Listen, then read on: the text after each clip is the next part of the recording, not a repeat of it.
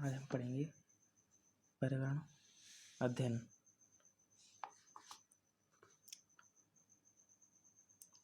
प्रकृति में वायु, जल, मृदा, पेड़ पौधे तथा जीव जंतु सभी सम्मिलित रूप से पर्यावरण यानी एनवायरनमेंट, इंग्लिश में बोलते हैं एनवायरनमेंट, की रचना करते हैं। और एनवायरनमेंट से अभिप्राय हमारे चारों ओर फैले हुए वातावरण एवं परिवेश से होता है जिससे हम घिरे हुए हैं। और पर्यावरण एनवायरनमेंट शब्द का दो शब्दों से एनवायरनो एंड मेंट से मिलकर बना है, जिसका अर्थ है एनवायरो का मतलब मीनिंग होता है घेरना यानी एनसर्कल, एंड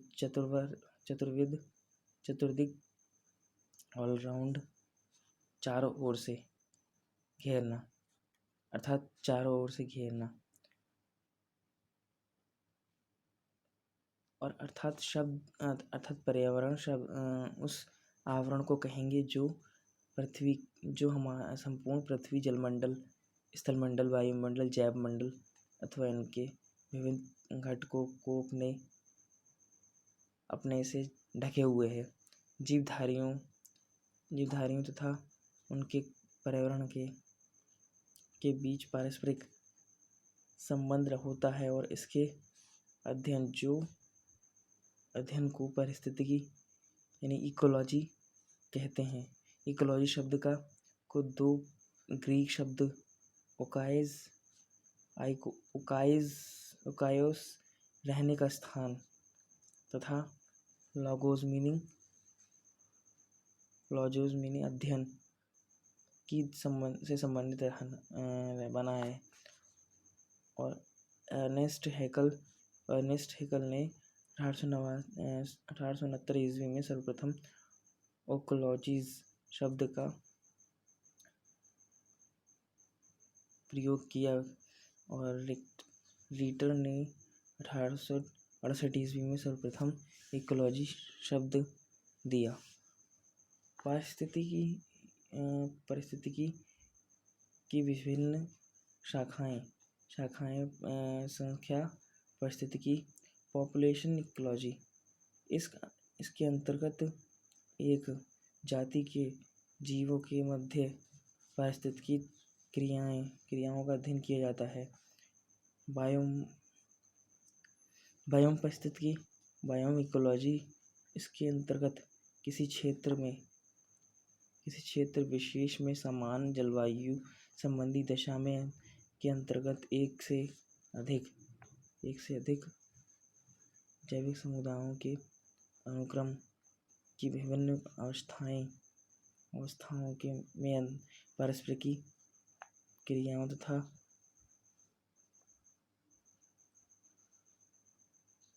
अंतर संबंधों का अध्ययन किया जाता है।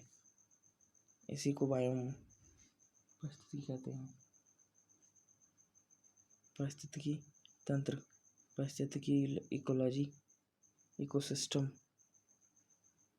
इकोलॉजी, इसके अंतर्गत किसी क्षेत्र में विशेष समस्त जीवधारी तथा पादपों के आपस में तथा उनके भौतिक पर्यावरण के साथ पारस्परिक क्रियाओं तथा अंतर संबंधों का अध्ययन किया जाता है। समुदाय पारिस्थितिकी, कम्युनिटी इकोलॉजी, इसके अंतर्गत पौधों जंतुओं की विभिन्न प्रजातियों के जीव समूहों के मध्य पारस्परिक क्रियाओं तथा परस्पर लंबन का अध्ययन किया जाता है। एस्चुराइन पारिस्थितिकी, एस्चुराइन इकोलॉजी शब्द, इसके अंतर्गत नदी के मुहाने अर्थात इसके समुद्र के साथ मिलने वाले क्षेत्र में रहने वाले विभिन्न जीवधारियों का अध्ययन वहाँ के वातावरण के साथ किया जाता है। और संरक्षण पारिस्थितिकी, कंजर्वेशन इकोलॉजी, इसके अंतर्गत प्राकृतिक संसाधनों के उचित प्रयोग तथा प्रबंधन का अध्ययन किया जाता है। और इस प्राकृतिक संसाधनों में वन, वन्यजीव, भूमि, जल, प्रकाश अथवा खनिज आदि आते हैं। पारितंत्र रचना एवं कार्य की दृष्टि से जैव समुदाय एवं वातावरण के तंत्र की भांति के कार्य करने तथा कार्य करते हैं और इसी को हम पारितंत्र कहते हैं। पारितंत्र के संरचनात्मक घटक किसी भी पारितंत्र को दो प्रमुख प्रकार के घटक होते हैं, जैविक घटक, अजैविक घटक। पारितंत्र जैविक घटक और अजैविक। जैविक घटक 3 प्रकार के होते हैं, उत्पादक, प्रकाश संश्लेषी पौधा, उपभोक्ता अपघटक। और अजैविक ये भी 3 होते हैं। ये है अकार्बनिक पदार्थ, कार्बनिक पदार्थ और जलवायु। और इसमें उपभोक्ता जो हैं, उपभोक्ता प्राथमिक उपभोक्ता वो शाकाहारी होते हैं। द्वितीय उपभोक्ता जो होते हैं शाकाहारी को खाने वाले, और तृतीय उपभोक्ता जो मांसाहारी को खाने वाले। और घटक अजैविक घटक जो होते हैं अकार्बनिक कार्य पदार्थ, यानी जिसमें O2, CO2, N2, H2। और कार्बनिक पदार्थ जो होते हैं प्रोटीन, जैसे प्रोटीन, कार्बोहाइड्रेट आदि। और जलवायु, प्रकाश, ताप आदि। उत्पादक क्या होते हैं? उत्पादक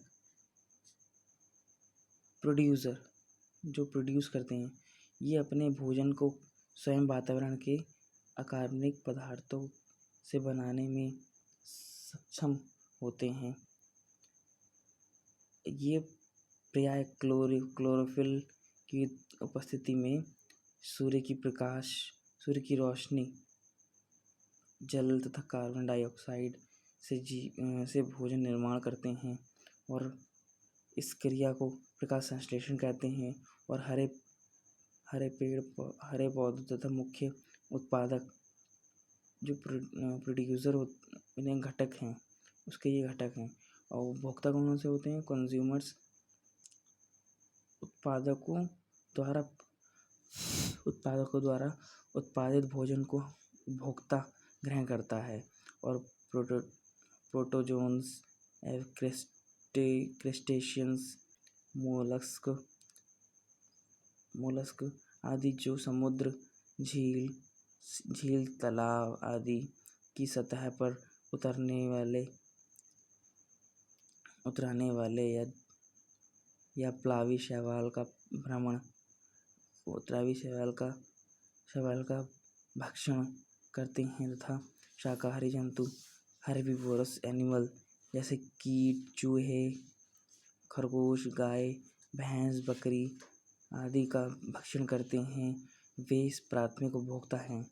प्राइमरी कंज्यूमर इस श्रेणी में आते हैं। और ये मांसाहारी जंतु, शाक सब्जी, शाकाहारी जंतु जो भोजन के रूप में ग्रहण करते हैं, और वे द्वितीय उपभोक्ता ये सेकेंडरी कंज्यूमर कहलाते हैं। इसी प्रकार तृतीय उपभोक्ता को खाने वाले जीव तृतीय उपभोक्ता कहते हैं, जो मांस वगैरह खाते हैं। और खाद्य श्रृंखला का अर्थ है भोजन के लिए एक दूसरे पर निर्भरता। और यदि किसी भी पारितंत्र में जीवधारियों को ऐसी श्रृंखला जिसमें एक जीवधारी दूसरे जीवधारी का उपभोग करता है या दूसरे का आहार बनता है, आहार श्रृंखला कहलाते हैं। और उदाहरण के लिए हरे पौधों को शाकाहारी कीट खाते हैं और जिन्हें चींटियां खाती हैं, और जिन चींटियों को बाज खाते हैं। और इस प्रकार पौधे कीट से चींटियाँ, चींटियों से बाज, एक खाद्य श्रृंखला बन गई। और एक उदाहरण खाद्य श्रृंखला जाल। खाद्य जाल प्रत्येक पारिस्थितिकी तंत्र में अनेक खाद्य श्रृंखलाएं पाई जाती हैं और ये कुछ जीव के अनेक खाद्य श्रृंखलाओं में भागीदारी हो सकते हैं और इनकी वजह से अनेक खाद्य श्रृंखला एक दूसरे से संबंध हो जाती है और एक प्रकार से इनका जाला बाना बुन जाता है और इसे खाद्य जाल कहते हैं। खाद्य जाल क्या होता है? फूड वेब जो होता है विभिन्न पारिस्थितिकी तंत्रों की खाद्य श्रृंखला परस्पर मिलकर जाल बनाती हैं और इसमें ऊर्जा का प्रवाह एक दिशा में होते हुए भी कई पथों से गुजरता रहता है और इसमें अनेक जीव समुदाय के भोक्ता आदि घटक होते हैं।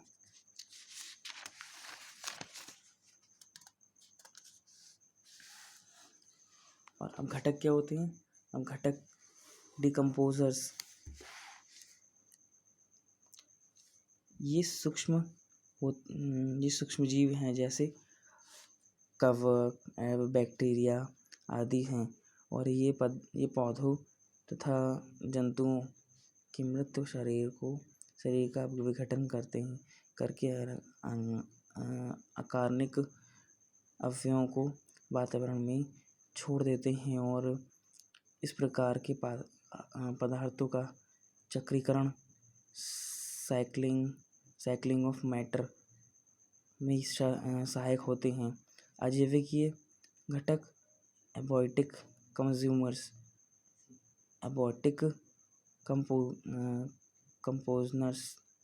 कंपोनेंट्स।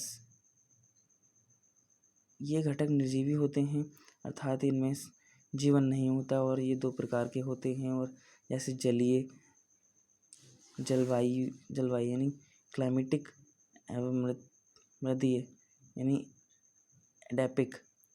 जलवायु क्लाइमेट जलवायु घटक के अंतर्गत तापक्रम, प्रकाश, आर्द्रता, वायु, pH, अम्लता, लवणता, खनिज, स्थलाकृति तथा पृष्ठभूमि आते हैं। और जलवायु कटिबंध अक्षांशों के साथ माध्य तापमान में परिवर्तन के आधार पर मुख्य जलवायु क्षेत्र इस प्रकार हैं।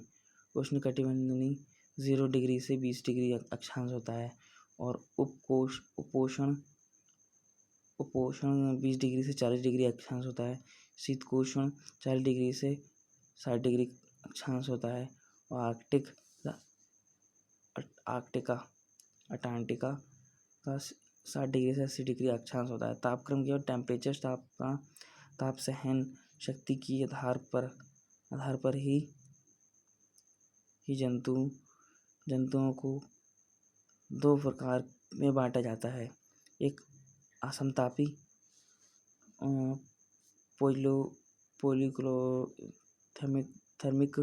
और कोल्ड ब्लडेड अथवा समतापी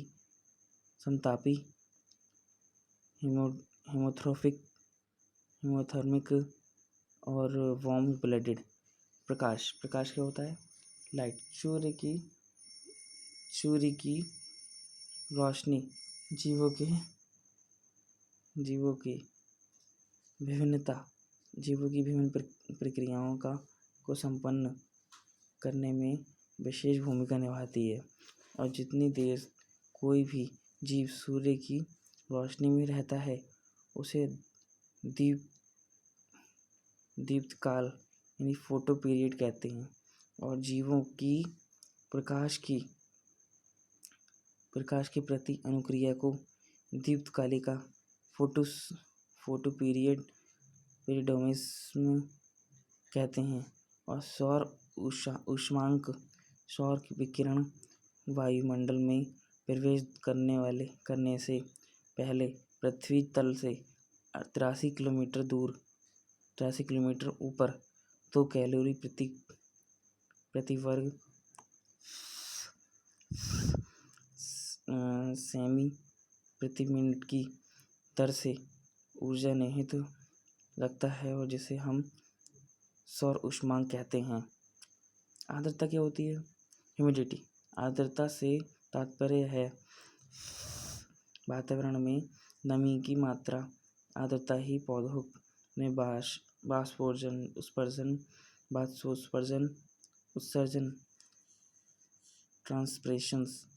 ट्रांसपिरेशंस तथा जंतुओं में पसीने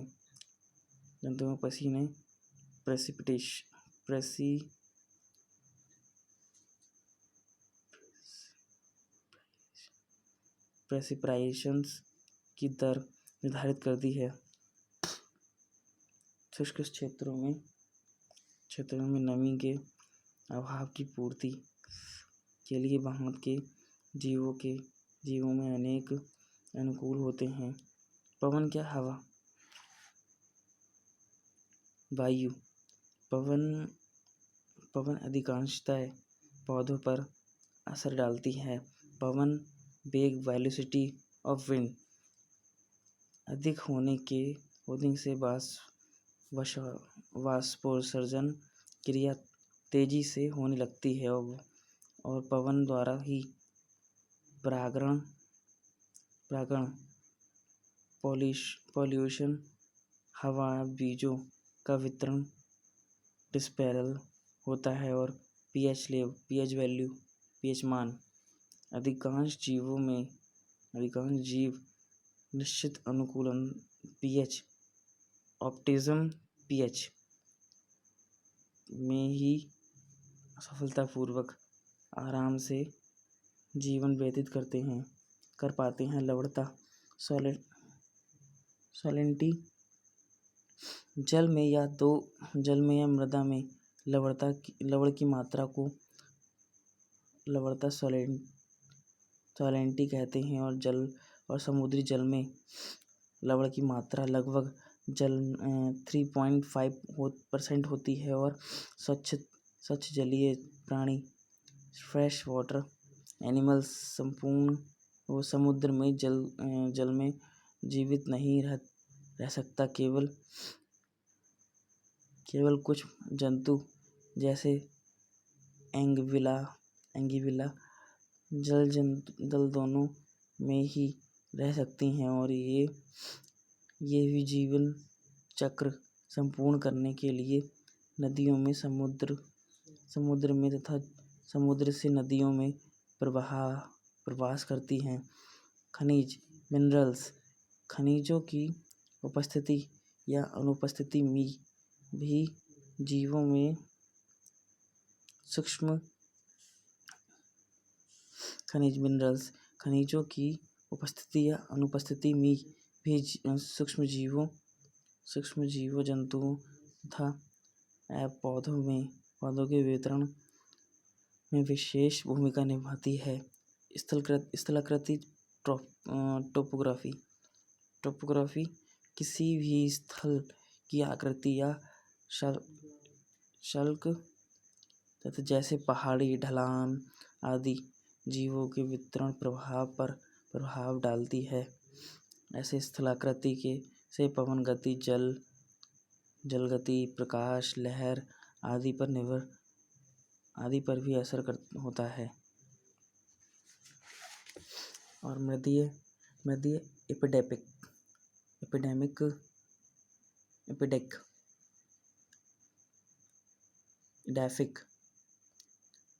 एडाफिक इसके अंतर्गत मृदा आती है और जैसे मृदा सॉइल में खनिज सूक्ष्म जीव आदि विद्यमान रहते हैं और इनकी उपस्थिति इकोतंत्र के लिए लाभदायक होती है और पारिस्थितिकी तंत्र में उत्पादकता मापने की इकाई unit of measurement of productivities in ecosystem, यानी पारिस्थितिकी तंत्र की उत्पादकता को ग्राम प्रति वर्ग मीटर प्रति वर्ग वर्ष में मापते हैं और समस्त पृथ्वी की शुद्ध प्राथमिक उत्पादकता 320 किलोग्राम 320 ग्राम प्रति वर्ग मीटर वन प्रति वर्ष है और तालाब एक प्रारूपी पारिस्थितिकी तंत्र के रूप में है। पूर्ण एज टिपिकल इकोसिस्टम। पारिस्थितिकी तंत्र की सभी आधारीय इकाइयाँ स्वच्छ जल में तालाब में पाई जाती हैं और इसके निर्जीव घटक कौन कौन से होते हैं? कैल्शियम, नाइट्रोजन, फॉस्फोरस, जल व ऑक्सीजन, कार्बन डाइऑक्साइड आदि। जल में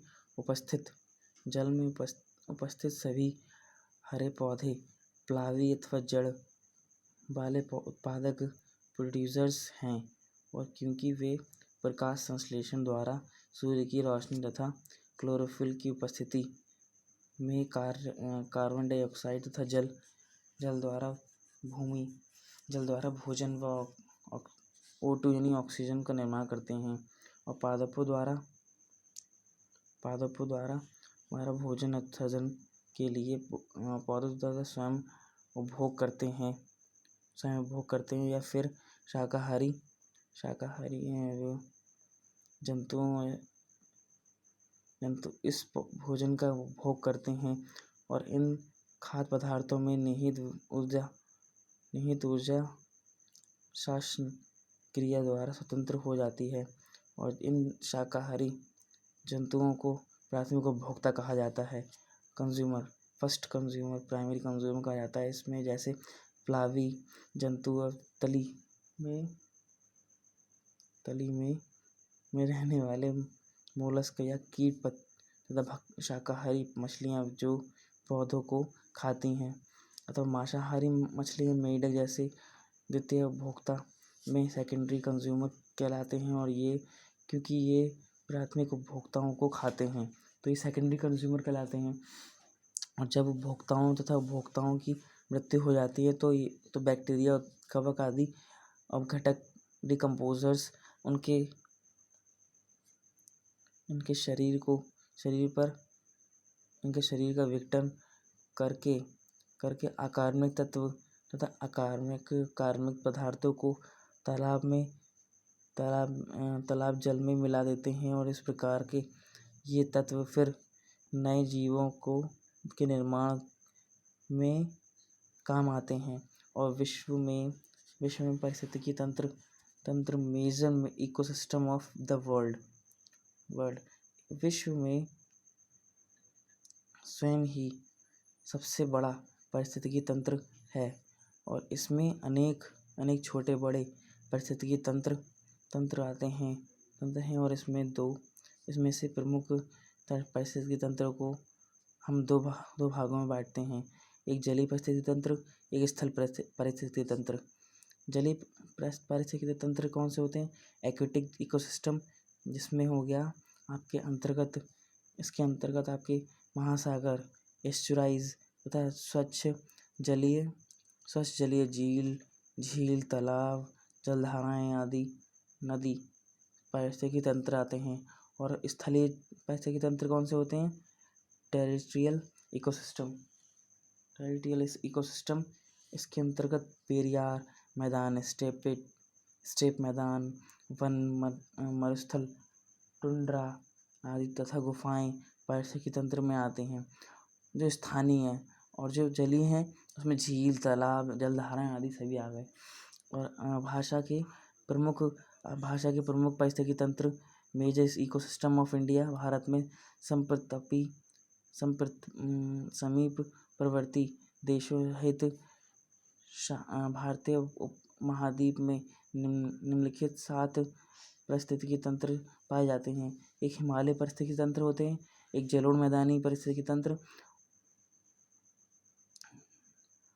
उष्ण मरुस्थलीय पारिस्थितिकी तंत्र, समुद्र तटीय पारिस्थितिकी तंत्र, पठार पारिस्थितिकी तंत्र उत्तर उत्तर पूर्वी पठारी पारिस्थितिकी तंत्र, मैदान पठार सीमांत पारिस्थितिकी तंत्र आदि।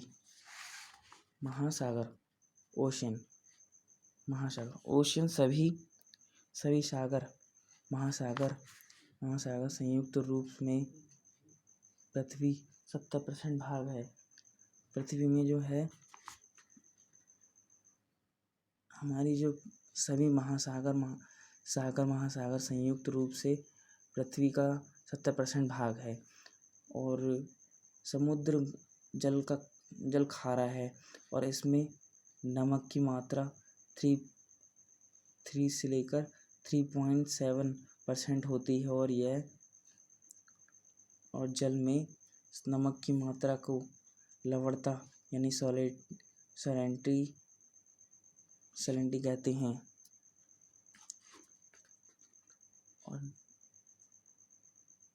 समुद्री जल में लगभग 49 तत्व घुले रहते हैं और जिनमें मुख्य calcium chloride, sodium chloride, potassium chloride, magnesium chloride आदि आते हैं। समुद्री